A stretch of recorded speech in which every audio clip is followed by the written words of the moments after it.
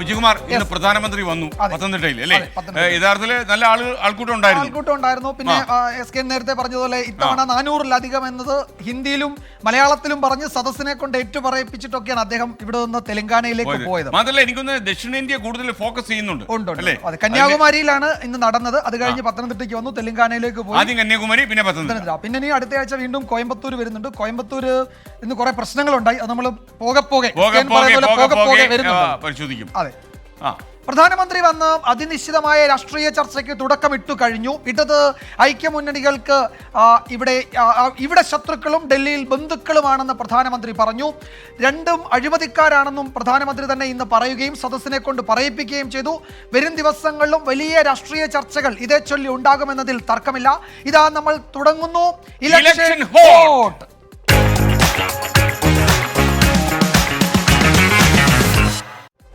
ദക്ഷിണേന്ത്യയിൽ കൂടുതൽ സ്ഥലങ്ങളിൽ താമര വിരിയിക്കുകയാണ് ബി.ജെ.പിയുടെ ലക്ഷ്യമെന്ന് നമുക്കറിയാം.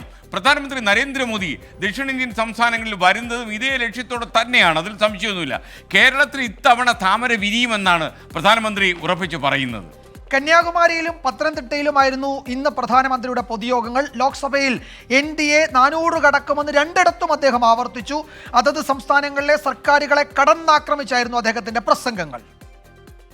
ദക്ഷിണേന്ത്യയിൽ 130 ലോക്സഭാ സീറ്റുകളാണുള്ളത്. 2019 BJP നേടിയത് 29 സീറ്റുകൾ. കർണാടകയിലെ സുമലതയുടെ സീറ്റ് കൂടി കൂട്ടിയാൽ BJP ജയിച്ച മണ്ഡലങ്ങൾ 30ആയി.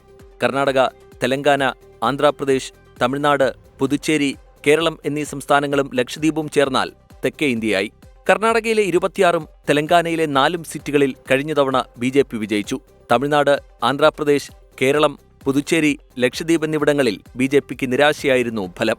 ഇത്തവണ പക്ഷേ കരുതലോടെയാണ് നീക്കം. കേരളത്തിൽ 6 സീറ്റിൽ വിജയിക്കുമെന്നാണ് BJPയുടെ അവകാശവാദം. 2 അക്കം കടക്കുമെന്ന് പ്രധാനമന്ത്രി. കേരള में कमल खिलने जा रहा है. अब की बार 400 पार. अब की बार इत्तमण 400-लधिകം LDF और UDF ने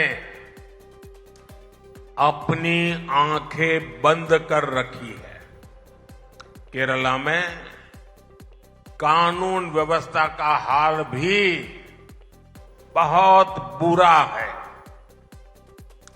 यहां तक कि चर्च के पादरी भी हिंसा के शिकार हो रहे हैं. കേരളത്തിൽ BJPയുടെ വോട്ട് വിഹിതത്തിൽ ഗണ്യമായ വർധനവ് ഓരോ തെരഞ്ഞെടുപ്പിലും ഉണ്ടാകുന്നുണ്ട്. തിരുവനന്തപുരം, തൃശൂർ, ആറ്റിങ്ങൽ, പാലക്കാട്, കാസർഗോഡ്, പത്തനംതിട്ട മണ്ഡലങ്ങളാണ് BJP ഉന്നമിടുന്നത്.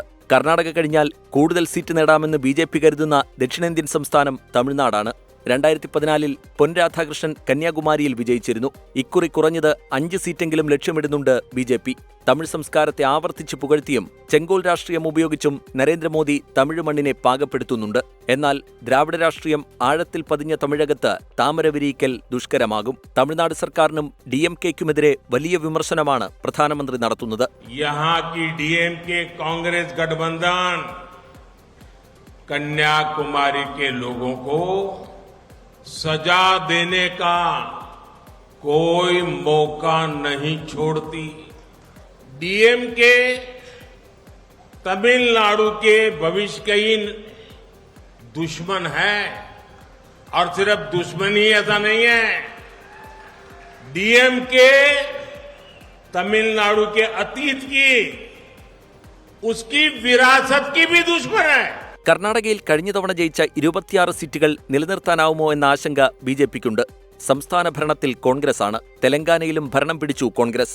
ആ ആത്മവിശ്വാസം ഇത്തവണയും ദക്ഷിണേന്ത്യയിൽ കോൺഗ്രസിനുണ്ട്.